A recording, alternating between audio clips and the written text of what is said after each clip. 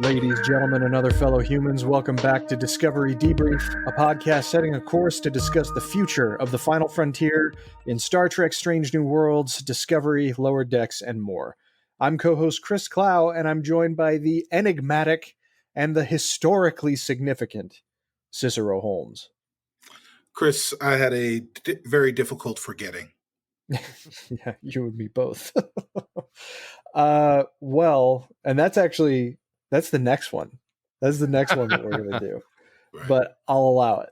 I will keep it going. And we're very pleased to be joined once more by the singular creator of the YouTube channel Trekspertise, Mr. KYLE Sullivan. Kyle, thanks for joining us again. Hola, gracias. How you guys doing? Oh, hey, can't complain. This is the first time you're joining us, I believe, for a Strange New Worlds recap as opposed to Picard. Isn't that right? That's right. Yeah, and good too, because it's this Strange New Worlds this season has been pretty dang good. So far, so good. Yeah. Well, before we actually jump into like our check-in, give me a little bit of an idea, because we've talked off and on about how season 1 of Strange New Worlds struck you, and you seem to generally like it, but you seemed a bit more effusive of Picard season 3 in the middle of it than you were for Strange New Worlds. But how does a season 1 add up for you now that we're in the middle of season 2? I think that season 1 was mostly strong. There were a couple of I don't want to say missteps, like that one episode where everyone dressed up in a fantasy thing, and that's classic Trek in a sense, but at the same time, it's a part of my life I want to forget. But they're really hitting the individualized stories, start to finish, the episodic really hard, and it's been pretty strong. When Discovery was announced, I thought we were going back to pick up the threads of the 24th century and continue onward. And we didn't. And, the 23rd century is fine. That's never been, that was never my home base for Trek.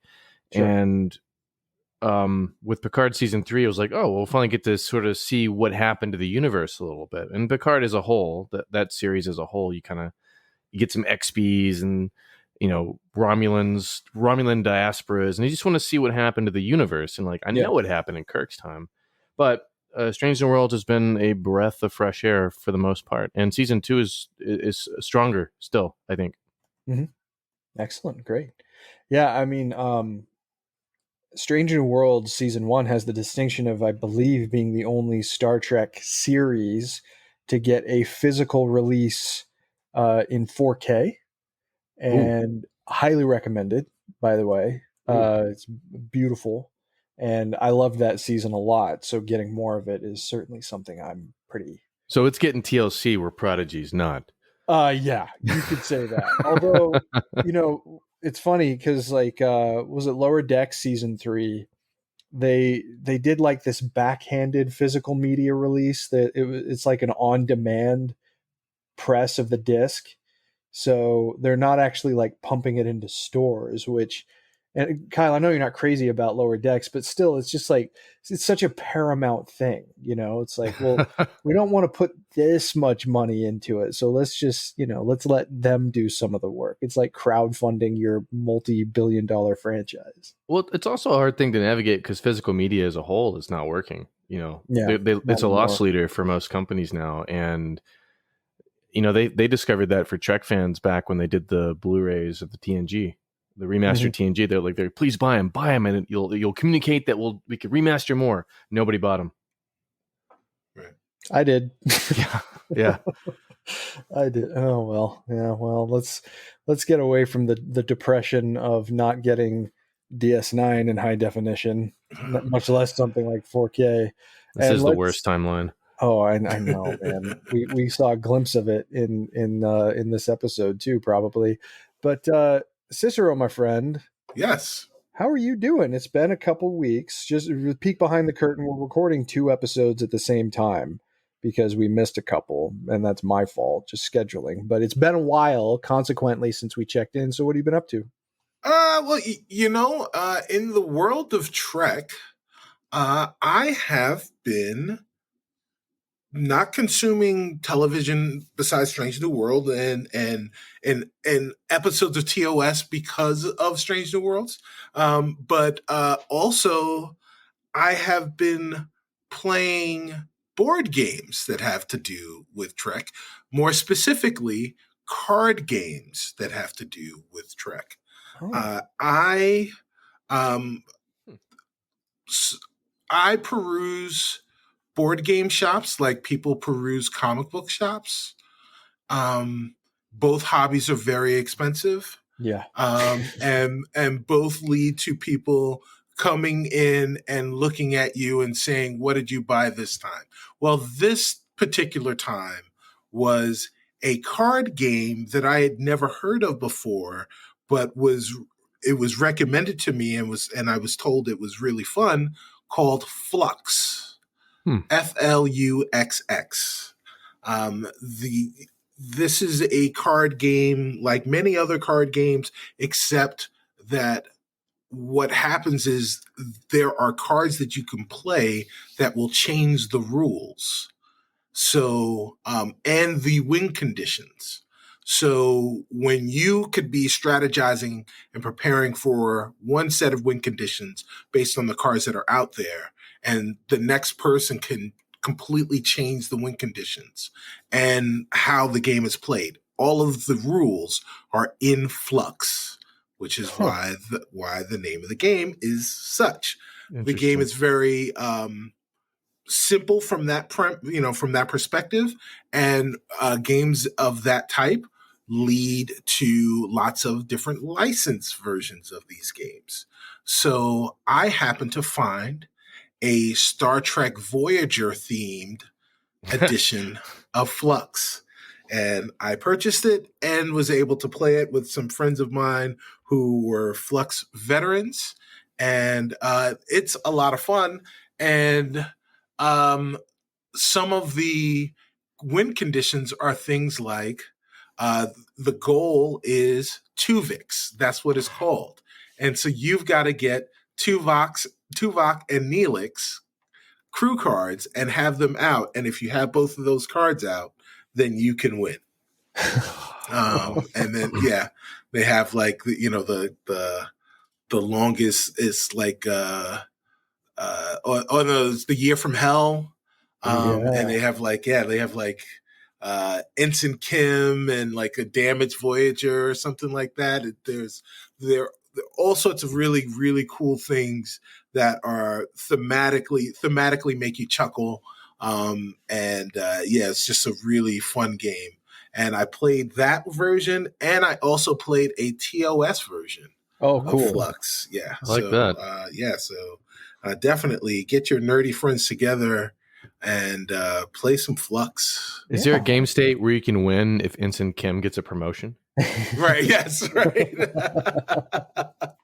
I found a pip. Right. That was the problem. It's just Janeway had misplaced it somewhere. Yes. Yeah. It was in the drawer on the left, for 7 years. Right. It was at the bottom of her. Right. It was at the bottom of her coffee can. Right. It was all in coffee grounds. But it was always full. She just never. Yes, it was always full. Right. The replicator kept filling it up. It's because at the beginning of the show, they kept the ship flies through nebulas at the beginning of every episode. So right. Oh man, well, that's cool. Yeah, I'll have to look into that. Kyle, I understand you've been working on something related to Trek. Are you able/willing to talk about it a little bit? Sure. Apart from Trekspertise, you mean? No, on Trekspertise. Oh no, yeah, absolutely. I've got a big Kirk essay coming out. I've started editing on that. That's going to be really nice. I have no reverence for Kirk.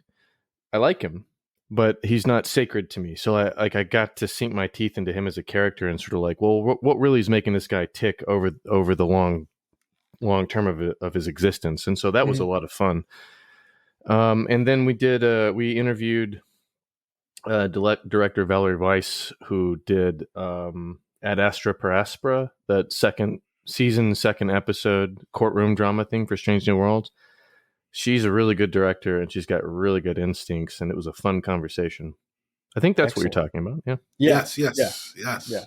I'm looking forward to the Kirk essay in particular because that's not a job I could do because he is sacred to me. Mhm. So I'm looking forward to the objectivity that you would bring to the table. Since I know that he's not at the top of your list, I'm going to be very interested to see how the final product comes out. I will say this. How the friendship ends. No, I will say this, taking a deep dive on him, like I appreciate him much more now. Like the sort of the threads of his life are like much more interesting to me now. So now I'm looking forward to going back and watching some Kirk and be like, oh, I see it. I see the through line, the thread line. Yeah, sure. And please.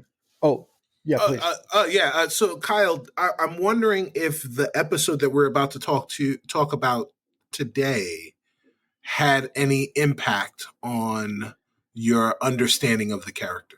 No, for the very convenient reason that we're dealing with alternate realities. Right. Sure. Okay. Yeah, fair. And one of the things that I have always just sort of been fascinated by with Kirk is how he is appraised in the context of the entire franchise. And he is a character who is so, I think, unfairly lumped in with the man who performed him for so long. Mm-hmm. I actually think there's a fair amount, and I've said on this show several times, I'm a big fan of Captain Kirk, not necessarily of William Shatner. Mm-hmm. So yeah, I think there's a lot of room to explore there, and I think that some of that room may have informed some of the writing that we've seen for Kirk in Strange New Worlds thus far. It's been interesting, hasn't it? Yeah, it has, and I think there's more to come, which I'll be fascinated to see.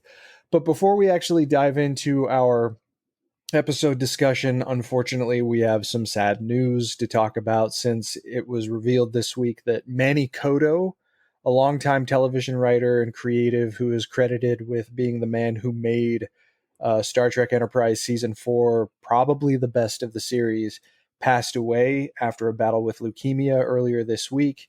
In addition to Enterprise, which he had called a highlight of both his life and his career, he also had important creative roles on shows like Dexter, 24, and American Horror Story. Obviously, I think that both Rick Berman and Brandon Braga have credited Manny Coto with being the guy who, quote unquote, saved Enterprise. Not necessarily that it was a show that required saving, but Coto, unlike Berman and Braga, was not afraid to lean into the lineage of the franchise. And I think that he made Enterprise Season 4 the best of that series precisely because it was no longer ashamed of being a Star Trek show. Yeah. I mean, it's an eminently watchable season even now, like 2-3 episode arcs that lean into some of the long-standing questions that we may have had at the time. And it sounds like he had just a very singular passion for it. How do you guys react to this, and how do you look back on Enterprise season? I guess the last half of the show is what he was involved in. Cicero, you are often an Enterprise evangelist on our own bridge crew. What's your take? I first and foremost, I want to, share in the condolences to Koto's family and all of his friends, and I thank him for doing that show justice. I think that it is in 4 seasons, it's a tale of 2 shows. And there is the first season, then there is like them trying to figure out who they are in the second and third seasons, and then the 4th season's like, let's just make this show. Like, let's really all right, let's really dive in and land this ship really, really, really well. And I think they did that, particularly at the end. And I think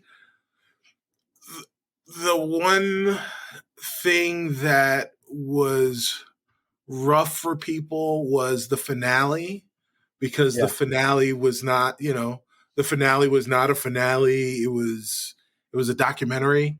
And then before that was probably the best episode, or the best couple of episodes on in the series. Terra Prime, the two-parter, Yeah, right? yeah. But they were brilliant.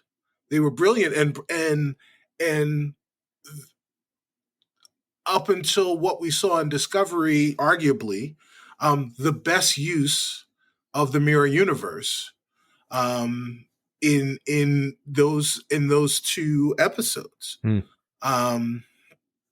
So I mean, just from that alone, I'm like completely thankful that we got Manny Coto's voice to create something worthwhile in Enterprise.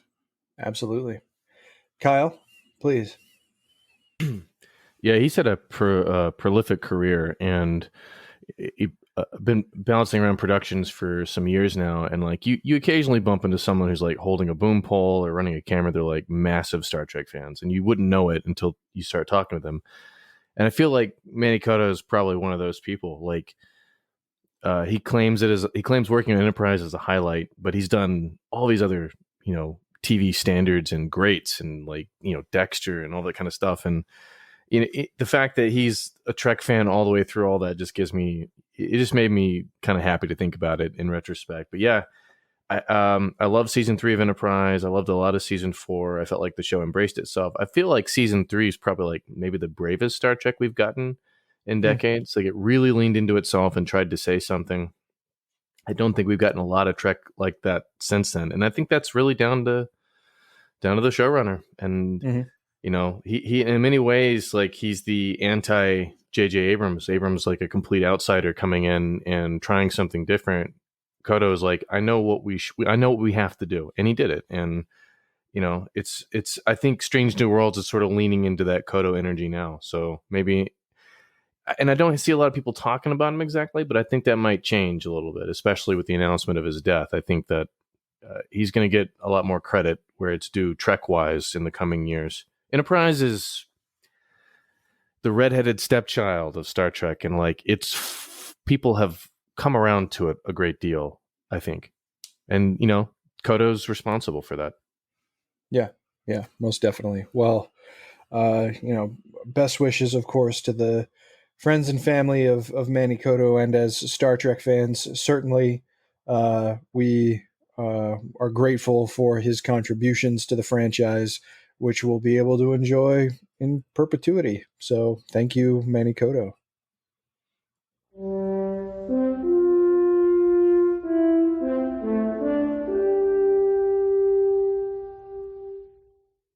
Well, without further ado, we have quite an episode to talk about, so let's move on to our discussion about Episode 3 of Star Trek Strange New Worlds Season 2, Tomorrow and Tomorrow and Tomorrow.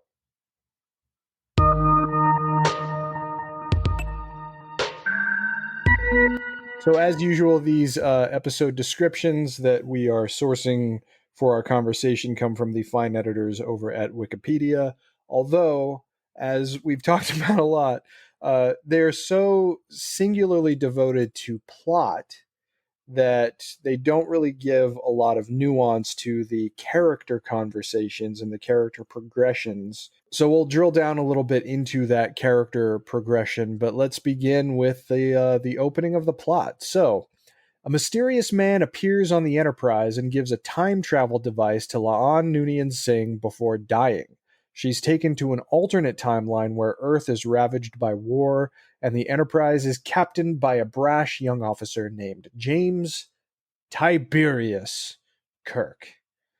So, we got our first look at an alternate Jim Kirk in the Season 1 finale, which we still have to debrief, by the way. It's an IOU to the debrief audience. And as a result of that, we haven't really talked about the show's use of the man destined to command the Enterprise. So what do we think of both Paul Wesley, the actor, as Jim Kirk, but also just of the show's use of the character generally. Cicero, why don't you start us off? I loved it. I think as Kyle sat and spoke about Jim Kirk, it made me, and for his Trekspertise piece, it made me think about the fact that, like, oh yeah, we've got three people that are Jim Kirk now, and for, I mean, the vast majority of my life, it was synonymous with Bill Shatner, right? Like that it almost seemed like sacrilegious to try and separate the two, and now you legitimately can, and you can look at the character as the character, as and the actor as the actor, because I think that everyone that I've seen play the character, while they're taking something from Bill Shatner's portrayal of the, he originated the character, they're taking something from that. They bring something of their own to it, and you can actually see the character, and it always seems authentic. So I really love this portrayal, and I enjoyed it a lot during the course of this episode. Excellent. Kyle, how about you? I'm gonna fire some shots off a starboard bow and say that maybe Paul Wesley might be our best Kirk so far, and we've only seen him twice.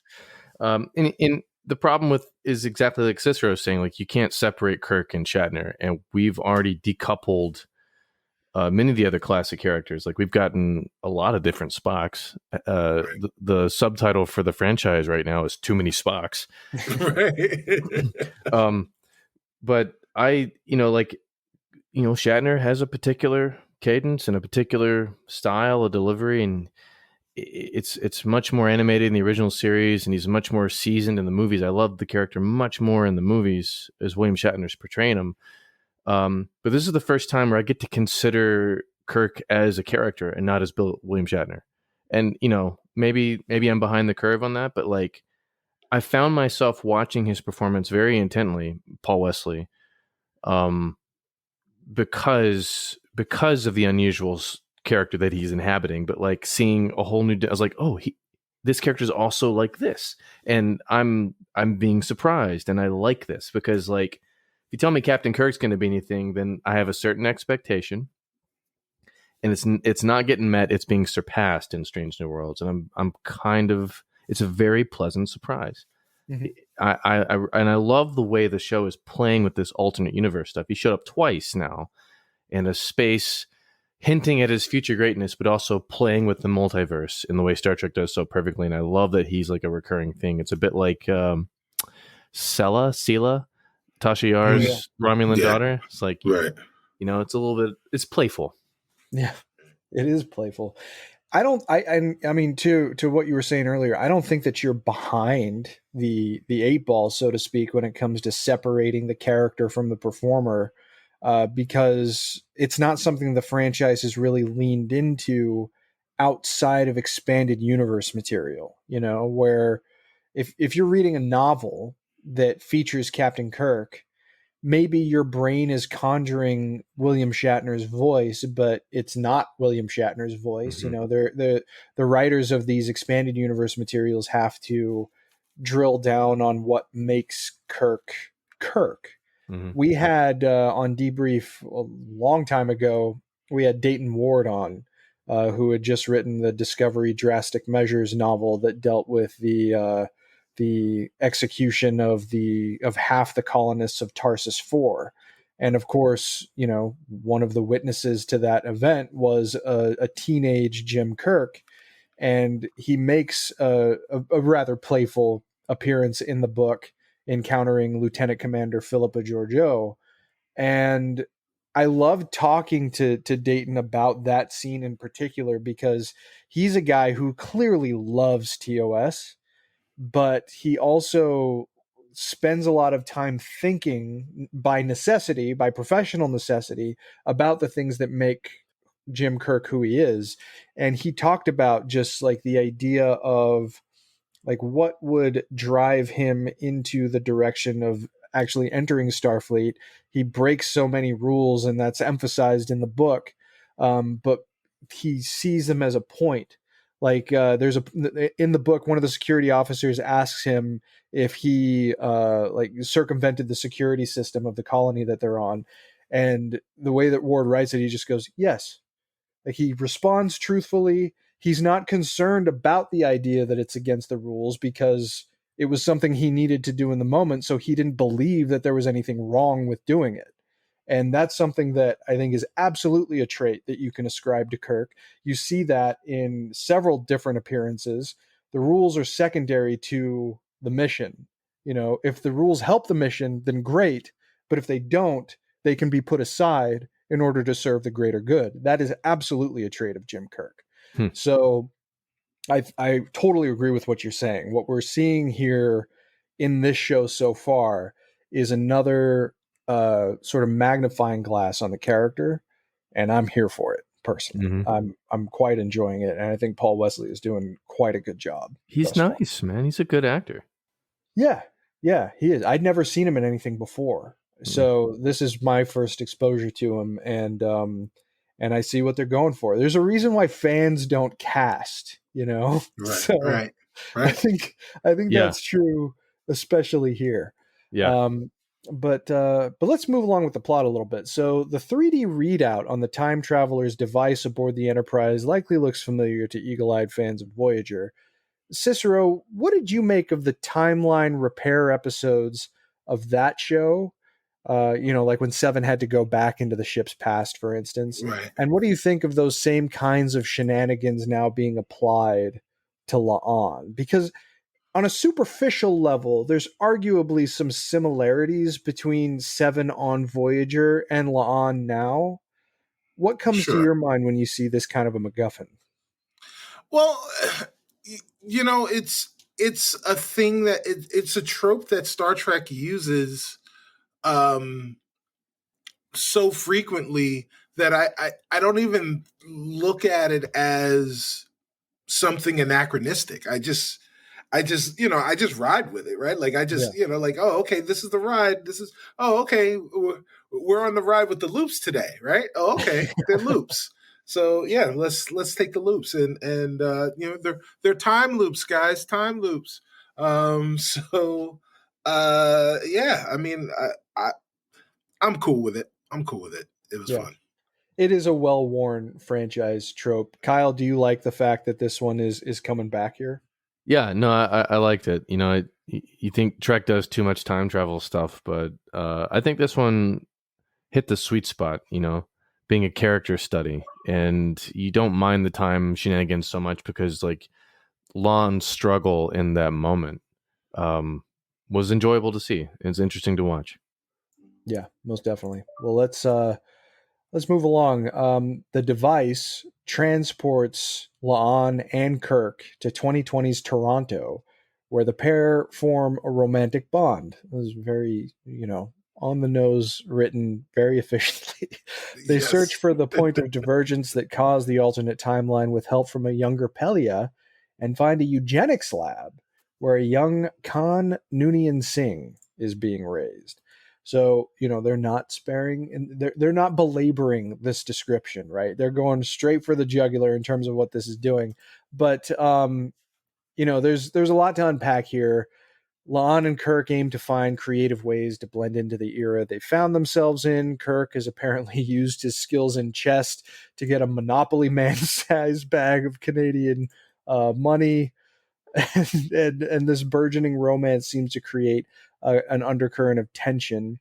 We're getting to see another side of the Enterprise's security chief compared with prior appearances. When it comes to her specifically, I think that for me, one of the things that was revelatory about this episode was how in touch with her emotions she actually is, outside of just like fear and combat readiness. We're seeing a little bit more of the human side of La'an here, which I found not that I haven't enjoyed her appearances where they've really like hammered home her skill, but I always like to see the gears turning underneath. Kyle, what did you make of the way that La'an specifically was explored over the course of this episode, most especially during her jaunt through Toronto with Jim Kirk? I thought it was very interesting. It was a different take, like you were mentioning. We usually see her punching people or talking about Gorn. Oh boy. And this time it's all about Toronto and $75 per Canadian dollar or whatever, or 75 cents per Canadian dollar. Yeah.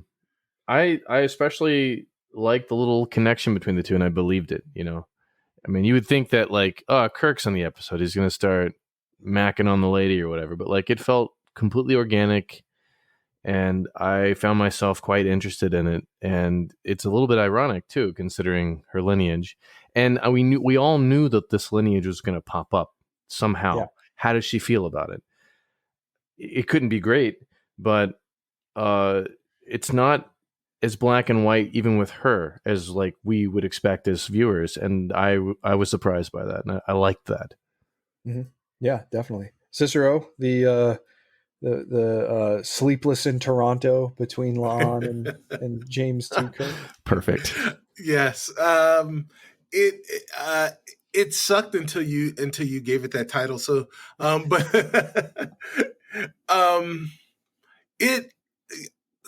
the funny thing is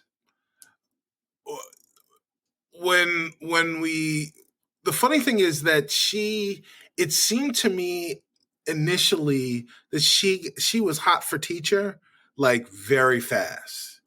And I don't know what it was, but then like once I got over that part, I got it, right? Like I was like, oh, okay, this is believable. What was really remarkable for me was how little of a womanizer Jim Kirk was, right? And like that part made the whole thing really sweet, right? Because he was naturally nurturing. He was charming without being swarmy. It was all very, very effortless between both of them. Mm-hmm. And she was lustful without being like without kind of like throwing herself at him. Mm-hmm. But I liked it all. I liked what they were doing. I liked what she was doing. I really enjoyed the pairing, and it did seem believable. And I did understand La'an's motivation for it as the episode went on, right? Like this was a genuine connection with someone who didn't come to her with previous baggage about her infamy. Mm-hmm. And he was able to see her as just a person. And that, and being free of that allowed her to be her true self with him. Yeah, see, this is a case where I think the reputation that precedes Captain Kirk might be a little inaccurate, because I understand like the idea of seeing him as a little bit more of a womanizer. He kisses a fair amount of women in TOS, across the run of TOS, but he also he has a pretty good track record of like serious relationships that end maturely, and it doesn't ever seem like he seeks out frivolous rendezvous over the course of the run of TOS. He just stumbles upon them. He exudes such energy. Yes. Right? Yeah. Space machismo. Right. It's effort. BDE, right? That's what it is. Yes, BDE. Yeah. He can't help that. That's just who he is. He's got BTE, big transport energy. Well, it's worth considering that he's also an alternate version of himself. Sure. Twice. Yes. We haven't seen the real Kirk yet. Or it could be Toronto, man. It's like New York, but tasteful. Right, exactly. Oh, the fair point. But it is one of those things where, I feel like Orsi and Kurtzman didn't necessarily watch a lot of TOS before they wrote the 2009 movie. Really, you don't say. It was more like they just watched Han Solo a lot before they wrote the 2009 movie. Man. But as a good friend of mine would say, that's a whole other podcast. We may have to dive into like a full episode of pedantic continuity time with Star Trek 2009. Might be fun. Or just do a Kirk, like too many Kirk episodes, and just compare all the Kirks. Yeah. Too many Kirks. Too many. Yeah. Well, let's move along with the plot here. So, or actually, just another question. We're getting more from Pelia, and I like how radically different her life is in this era. But I also had to chuckle at the implication too that La'an and Kirk created a predestination paradox that might have pushed her toward an engineering career. What do you guys make of Pelia so far? We haven't had a lot of time with her, but we're getting, I think anyway, a rather unusual degree of granularity when it comes to seeing who she is and what she's about. Kyle, what's your take on Pelia as an addition to the cast and what we see of her in this episode? I am waiting to be convinced. I feel like she is a trickster forest elf and has no place in this setting. And I'm waiting on something to happen to sort of snap that character into a place. It hasn't happened yet. This episode and the other episode we watched, the first one where she's sort of prominent, she's up to mischief, and I like my engineers to be by the book. So I'm waiting to like her. All right. I'm sure it'll happen, but I'm waiting. I think that's fair. I mean, anytime we get a new chief engineer, like I'm still hurting from losing Hemmer personally. So Hemmer was great. He was really cool. And we haven't seen a lot of Enar before. Another credit to late season Enterprise, right? That's right. So, I like how Hemmer combined what we knew from Enar, as well as like a lot of characterizations of the Andorians as belligerent, which was also an innovation that Enterprise made. Right. Perfect.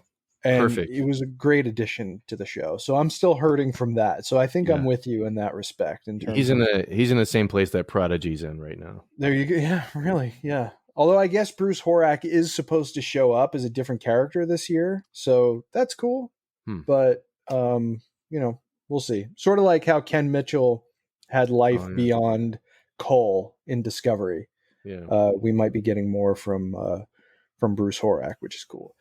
Cicero, you also seemed a little bit on the fence last time about Pelia. Did this move the needle at all for you, or is it still a TBD?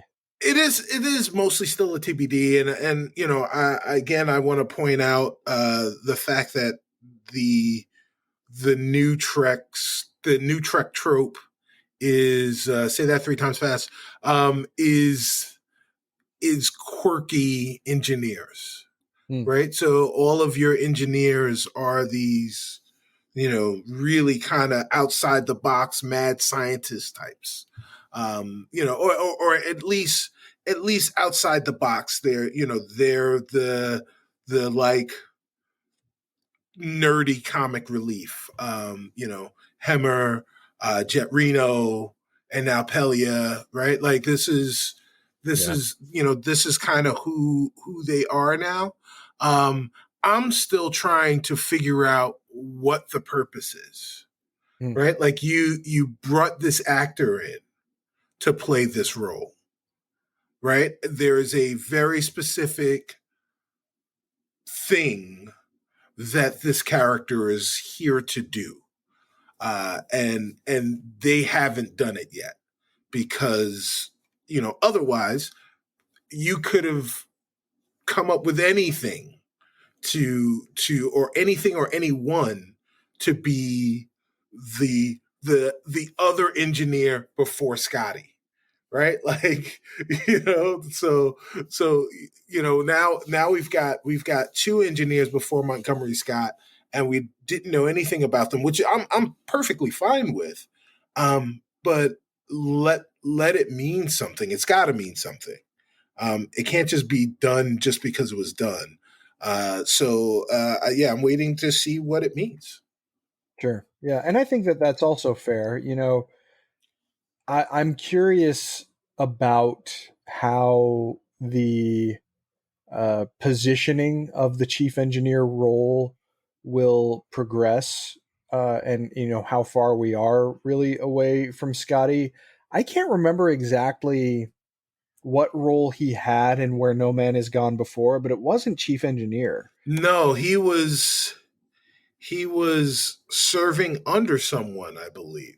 Yeah, he was like he was in the transporter room. But I can't remember exactly.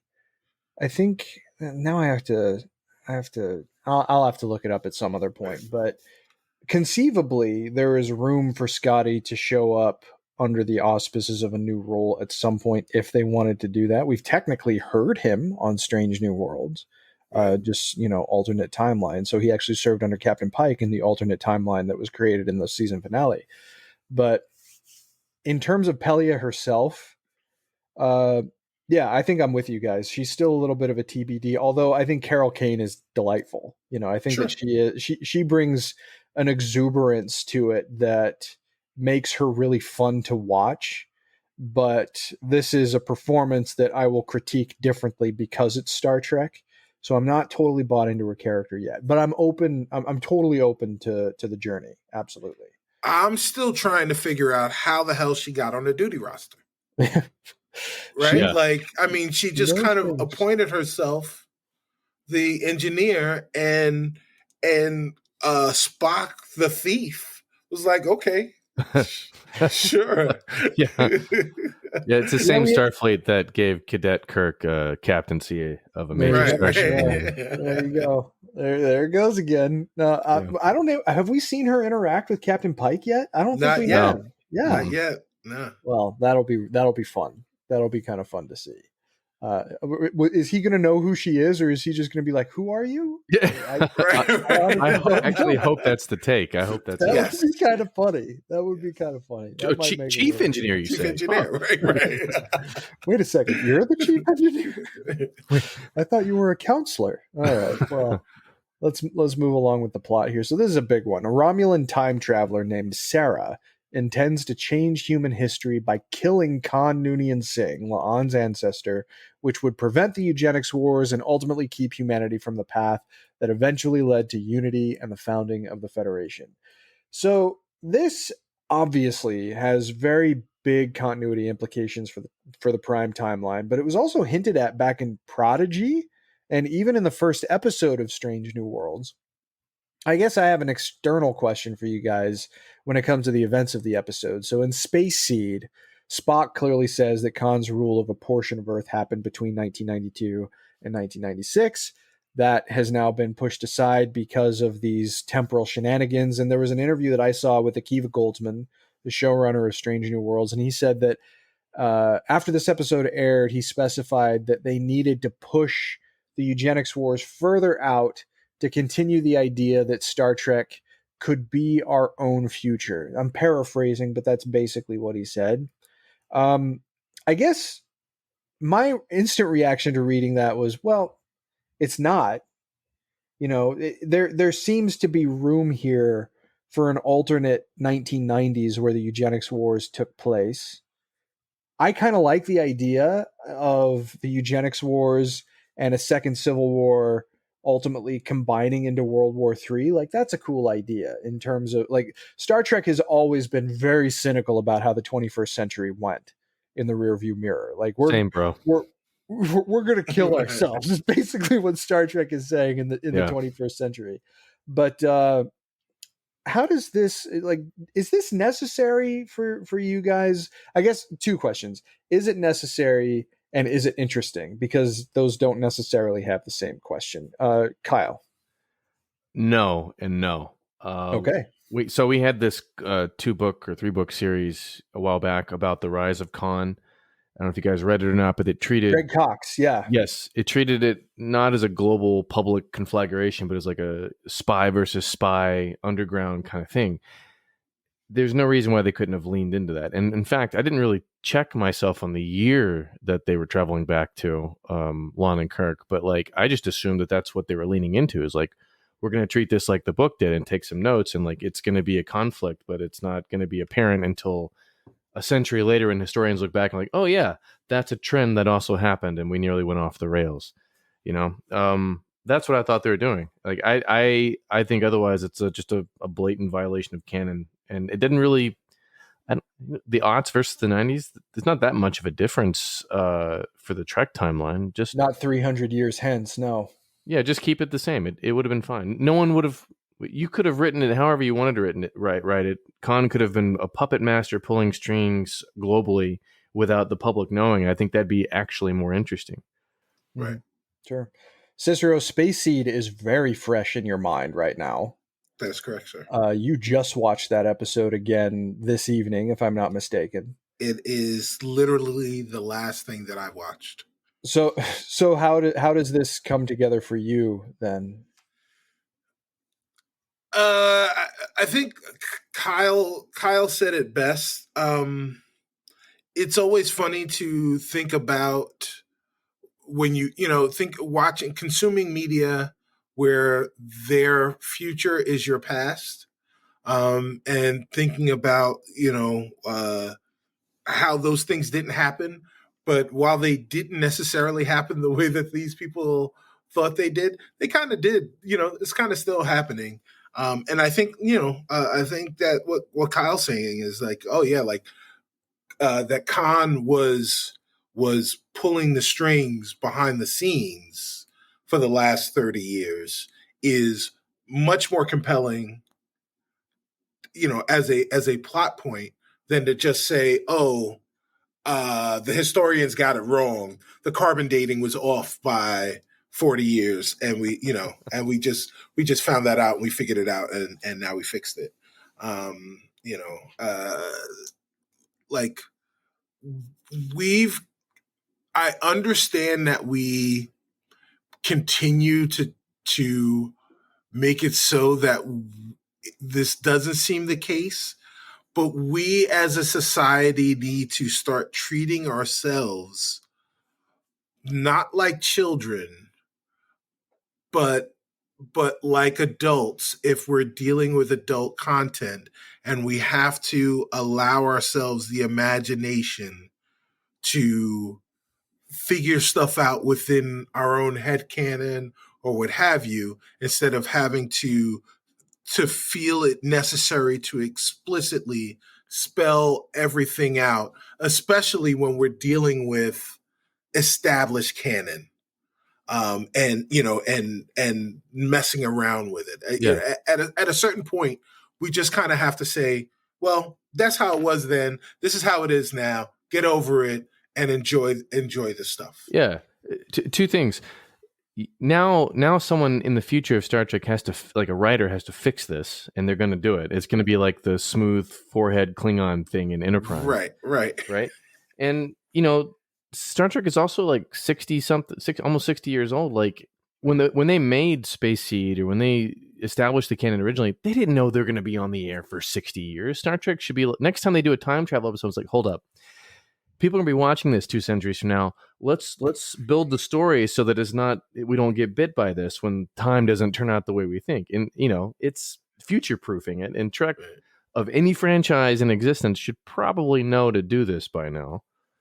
Yeah. There was a thought that was expressed to me by Javi Trujillo, who was on a recent episode of Debrief with us, for I think episode 2 of Strange New Worlds, and he made a good point, I thought, when he said, well, if they do this now, then aren't they just going to have to keep doing this later? Like, are they going to keep pushing the eugenics wars further and further away? You can't do that.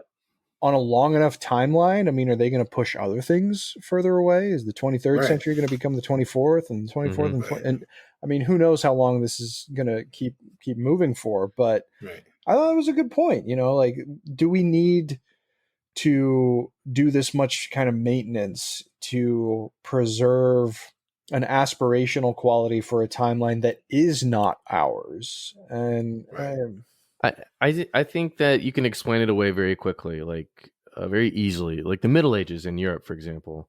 Nobody who lived in Europe in that time knew they were in the quote unquote Middle Ages. That's an historian looking back from centuries. It's like, oh, I see these trend lines. Let's give that a name.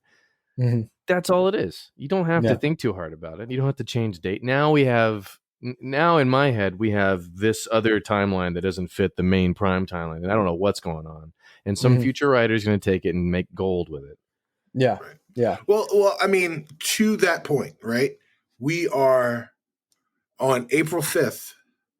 We are 40 years away from first contact. Right? Right. God willing, the three of us will still be on this earth. And if we're still on this earth or we're still around, we're still going to care about Star Trek. And we will look on April 5th, 2063. We'll be sitting there looking for the Vulcans, right? And when we don't see the Vulcans, we'll go, oh, ha ha ha ha ha, and then watch First Contact and say, oh, that didn't happen.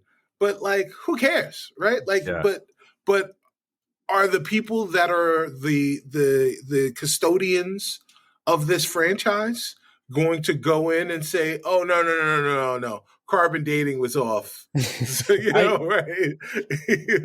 I think leave the dates the same, and you can just explain 2093. You can explain it being the date there. Like the Vulcans land in Montana, but they didn't. But nobody told anybody. And how many alien conspiracy theories can you play with if you're gonna? Like, come on, like you can be very inventive. It's like the Klingon smooth forehead thing. It's an opportunity.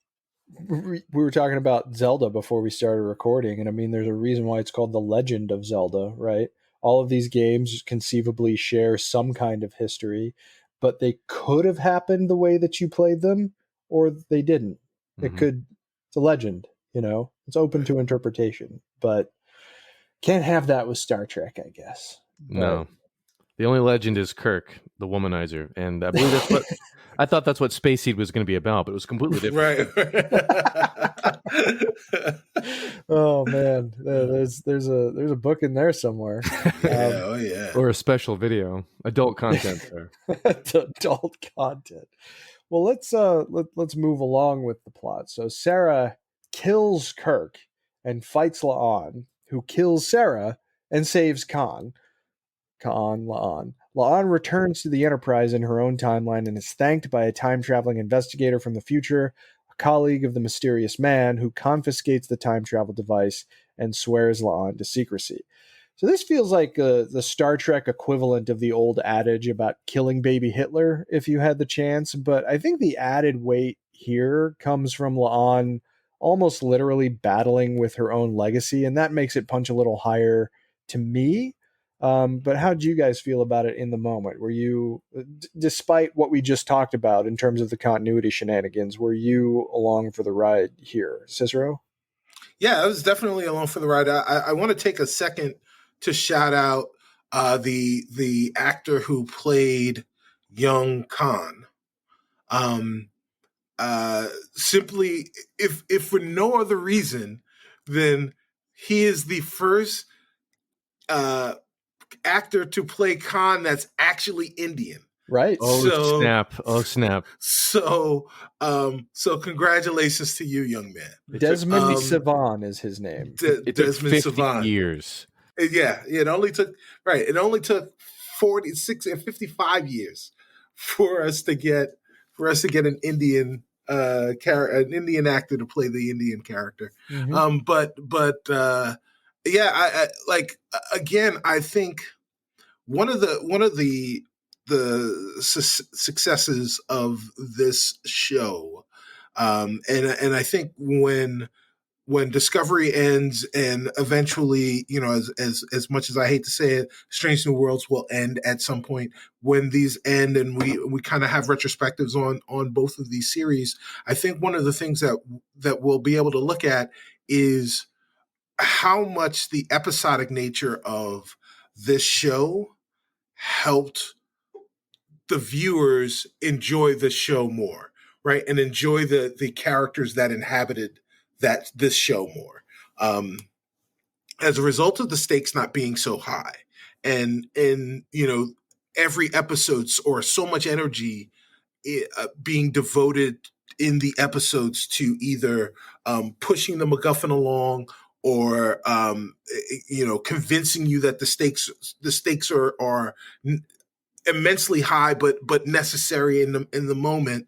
We're able to like they are in Discovery in Strange New Worlds, we're able to take that time and devote it and dedicate it to the crew members, and we can really start to learn about them. So we know what it is that they're off to do in that particular episode. They're going to go and do it. But in the meantime, while we're on the way to that mission, we're going to have these different dialogue points. We're going to get to know who these characters are. And this was an episode for us to really get to know La'an, right? And also get to see a new version of Captain Kirk, but to really get to know La'an above and beyond her last name and her lineage. Mm-hmm. And as a result, we've got a really fleshed out character that we know is tragically misunderstood, but there's so much there, right? There's so much baggage that she's carrying. Not only is she she is the descendant of Star Trek's Hitler, but also she's the first version of Star Trek's Newt from Aliens, right? Like she survived the Gorn. Yeah. So she's got all of those things. And because of both of those things, nobody really wants to play with her like that, right? Like they'll hang out with her and everyone's kind of cool, but like nobody's rocking with her like that. Or at least she feels, right? And part of that is her, right? Like she feels that nobody wants to rock with her like that because she's carrying all of that baggage. And in this episode, we were able to see her shed that with someone who didn't know all of those things, that she knew didn't know all those things about her. And then she was able to reconcile that at the end with Khan to say, you know what? Even though you did some shitty stuff that created a lot of angst for me, it is who I am. And as a result, I don't want to change that. So, here we are. Yeah. And I won't even prejudice you into saying, hey, maybe don't try and conquer the world before I go. Yeah. Well said. No, it's definitely a La'an episode, I think, is pretty fair to say for this one. You're a great dad. Kyle, same question. Despite the shenanigans that are taking place in the prime timeline as a result of this episode, were you bought into this moment between La'an and Sarah? The Romulan agent, not really. She was a little bit she was a bit of a ham sandwich. She was more like a Karen down at the school board meeting than she was like a Romulan agent. I thought she was gonna like whip around the minivan and drop the kids off real quick. No offense to that actor, she's fine on screen, but didn't feel very Romulan. Sure. But yeah, the stakes were good. And by the time they were on the university campus, you knew that Khan was coming, and what are you going to do with that, and how is she going to react? And I was surprised by all that. I thought they played that really interestingly. Mm-hmm. And he was just a child, and I love La'an's reaction to that, because like for her, it's all the past, and she can't change it. And that lesson being learned there, using the time travel gobbledygook to set that character moment up was really nice. And I love that he was just an innocent kid. Like contrast that with Bandicoot Cumbersnatch over pronouncing You're like, I am Khan, like, and you just Yeah. like the gravitas wasn't there. Like that was on the viewer to understand the gravitas. You're just there to meet a kid, and I love the way they played that. Yeah. Yeah, we're going to need to do some Kelvin timeline stuff. We haven't really done very many deep dives into it. I actually tend to prefer Star Trek Beyond to the first two overall, but I remember Cicero thought that it was a mixed bag. Yeah. And then there's all these other things that have come up over the course of this conversation. We should do some Kelvins. First it was Nemesis, and now it's the Kelvin timeline. Cicero, you need to live stream the game that came out in 2013. That's what you got to do if you can get through it. If you can get through it. Okay. Which game was this? This is Star Trek. Just Star Trek. Star Trek. You played as Kirk or Spock. Yes. The whole cast did voice work for it. Oh, really? The whole cast, including Anton Yelkin, and which is way more tragic now than it should be. But the game was not well constructed, unfortunately. And the Gorn were like extra dimensional invaders, which was a weird anachronism in the way that they brought the Gorn into the Kelvin time. It's a thing. Story's okay, but it's hard to play. We should interesting. Yeah, we might have to do something with that someday. Well, let's wrap this up. So La'an contacts her timeline's Kirk, but he has no memory of her. He offers to get together next time they're on the same starbase, and after the call disconnects, she breaks down in tears, relieved he's alive. She keeps a 20th century watch that they used to find the eugenics lab. So we know that we haven't seen the last of old Jim Kirk this season. Do you guys feel that, and Cicero, I think you indicated that you felt affirmatively about this before, but do you feel that the romance on La'an's side of things has an air of legitimacy to it after this episode? Do you think that could come together for Kirk's future appearance? I mean, it seems like it's going to, but what did you make of just the romance as a legitimate extension of La'an and her reaction to seeing that Jim Kirk is okay? Yeah, so I guess I've read it differently. Okay. Right? Like I felt like what we were seeing was not relief, but was a mourning, right? That the person that, like, she recognizes that that's Jim Kirk, but the person that she fell in love with is truly dead. Is truly gone. And that she has to make a decision about how she's going to present herself to this Jim Kirk. It's clear that La'an and Jim Kirk are going to share space again this season. But who she is when she presents herself to him is really still kind of up in the air, I think. Like, will she be foolish and try and get him to fall for her? Or is she going to treat him like a stranger? I don't know. I don't know. Sure. Kyle, how about you? I don't think it was relief exactly. I thought, same as Cicero, I thought it was like a bit of mourning. Like, and I think it's a very selfish reason. Like, she hasn't opened up to anybody, and she's in a routine, and she's sort of trapped by her name. And like, this episode forces her to confront both her name and to get to know someone who doesn't know her on those terms. And like, that's what she loses. Like, she made a real human connection, and like, it's gone. And like, in a way, like, all those women that Kirk space seeded or whatever in the original series, you never get their side of it usually, unless they're really pissed off that they didn't become captain or something. Right. still haven't fixed that bit of canon. But we see the impact just a brief encounter with Kirk had on a person who really needed to have that encounter. And like, I think when they meet up again, we will be carrying the shadow of that encounter. I don't think she's going to force him to do anything, but like, just interacting with him again in the Prime Universe will probably allow her to flower some more. The memory of that will allow her to become more comfortable in her own skin. And I think this actor playing La'an is really good. This was a really nice performance from her, and I want to see some shades of that in the future.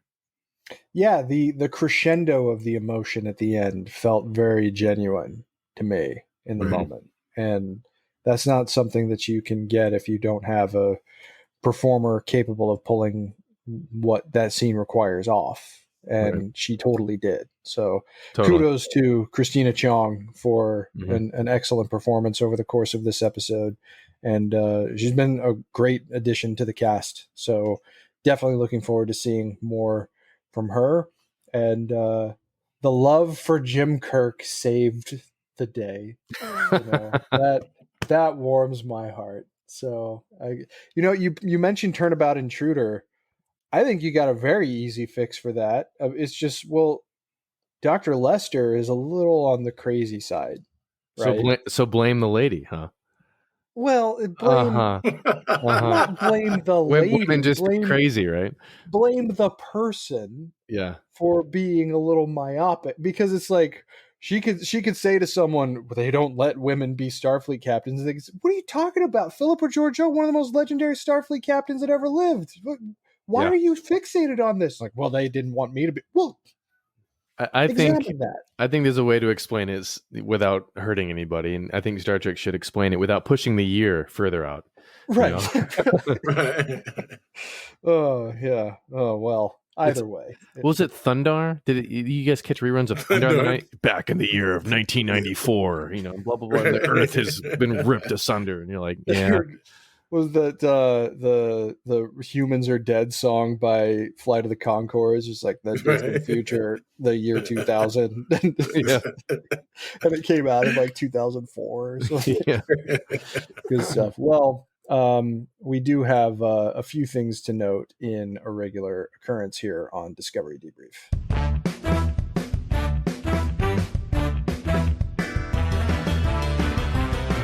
It's pedantic continuity time. It's not you, Chris. It is. It didn't sound anything like you. Good. I mean, that was the intention, because it's not like I could hire someone to do that, right? So I had to do it myself. But look, there's a lot here. There's too much here for us to go through, honestly. But we can go through a couple of things. So this episode is the first to definitively establish that the Prime, James T. Kirk's hometown, is Riverside, Iowa. Kirk had been associated with Iowa since Star Trek IV: The Voyage Home, and Star Trek 2009 had previously established Riverside as the hometown of the alternate reality James T. Kirk. Like the alternate reality James T. Kirk, this alternate timeline's Kirk is also born in space rather than on Earth, although in this case, the USS Iowa rather than the USS Kelvin. So I'm from space. Minus 10 points. He also visits Canada. William Shatner's Canadian. True. Yeah. It's all connected. The mail agent from I think that had more to do with the fact that they filmed there. Yeah. And COVID. Right. Yeah. And I think I heard a story, I don't know if it's true or not, that it was going to end up being New York, but someone just said, well, we're in Toronto. Why don't we just make it Toronto? Right. And I love the joke at the beginning. It's like, is this New York? No, it's Toronto. Right. Yeah, because everything's New York, right? Yeah. But no, Toronto's a cool looking city. I need to go there sometime. Toronto is used for New York a lot. Yeah. A lot. And it is New York on easy mode. It is a chill New York experience. Right. Yeah. Right. That's what I've heard. I've never had the pleasure yet, unfortunately, but someday. The mail agent from the Department of Temporal Investigations shows La'an a holographic T-CARS interface similar to the one first seen in Voyager's Relativity. La'an indicates that Canada is no longer referred to as such by the 23rd century, despite references in other shows that refer to Canada by name. However, she may be referring to the fact that Canada, as part of United Earth, no longer exists as a nation state. That seems like it might be a little too... People are trying to make something out of nothing. It's a giant bald eagle bird to Canada. Is what Canadians should riot. Let's not pretend that there is a little bit of Americocentrism that tends to crop up over the course of Star Trek productions. What? Are you kidding me? Stop that. Really? Stop that. Anyway, this version of Kirk's proficiency for chess becomes instrumental in getting them access to local currency. According to this version of Kirk, his proficiency is derived from his familiarity with three-dimensional chess, a skill that was often displayed with the Prime Timeline version of Kirk in the TOS episodes Where No Man Has Gone Before and Charlie X, where he would often beat Spock. That honestly warmed my heart too, because like even Rachel turned over to me while we were watching this and said, "Is Kirk good at chess?" And I was just like sitting back going, well, he's beaten Spock a couple times, so he's got to be pretty good at chess. That's not nothing. Fun side note, when my father and I went to Star Trek The Experience in Las Vegas in the summer, early 2002, one of the Klingons that is walking the History of the Future Museum there, was walking the History of the Future Museum there, asked my dad if he had played tridimensional chess. And my dad said, "Yes, I have." And I was like, "What? Dad, you've played tridimensional chess?" He's like, "Yeah, we played it at Berkeley." I was like, "Oh, okay." Well, Oh, Star wow. Trek The Experience and tridimensional chess taught me something about my father that I Wow. never would have known otherwise. So, Oh, by the way, your visit to Star Trek The Experience has been retconned to last September. I'm sorry, Tom. Right. if that means it's still open, that's a retcon I'll take. That means I it's miss still that open. place. Oh man, that's the best timeline. We missed that one. La'an shows disapproval at this version of Kirk's methods of driving, similar to how in A Piece of the Action, Spock was shown to be equally critical of Kirk's driving skills. Maybe kind of a nice nod. I don't know if that's necessarily a connection. And then there's a lot of things on the Memory Alpha page for this episode related to the change for the timeline of the eugenics wars. It makes mention of Aaron Waltke, an executive producer on Star Trek Prodigy, offering a similar explanation for the confusing placement of the eugenics wars, saying the ripples of the temporal Cold War shifted the Prime timeline in Enterprise. Okay, that's fine. That's fine. You Yeah. know, I think they make mention of the temporal Cold War in this episode, but there's nothing particularly explicit. And that's something where I think we can all probably agree that Enterprise dropped the ball, not really through any fault of the people running the show, but they ran out of time. I definitely feel like that's something that could have crescendoed in an interesting way, but they just didn't have the runway for it. So there's a lot more, but I think we're going to call it there. There's a lot to unpack in terms of like the specifics of the canonicity of this episode, but it's a fascinating document that's now been added to the fabric of the franchise that, like Kyle has said, I'm sure someone is going to weave things into the tapestry in a cool way in the years to come. Kyle, thanks again for joining us. Please remind people where they can find you and your work. www.trekspertise.com. And yeah, I live on the planet Earth. Visit. It's a good place. Try the Mai Tais. Excellent. Well said. Well, that is going to do it for episode number 98 of Discovery Debrief. We hope you enjoyed the show, and if you did, please like and follow us on our social media channels. And if you'd be so kind, we'd also appreciate it if you wrote a review for the show wherever you found it. It only takes a minute, and let us know if you wrote one, and we'll be happy to read your review on the air when it's posted. If you have any questions, you can follow the show on Twitter at DSC Debrief, and feel free to send us questions through Twitter or by emailing us at hailingfrequencies@discoverydebrief.com. We're not on Threads yet. Maybe we will be. I don't know. We'll see how the war between the billionaires shakes out, but we don't really have a dog in the fight, so have at it, I guess. Please be sure to set your courses for this feed for future episodes, and be sure to join us next time as we discuss another adventure in the fabled legacy of the name Enterprise. As always, though, until we meet again, please go boldly, my friends.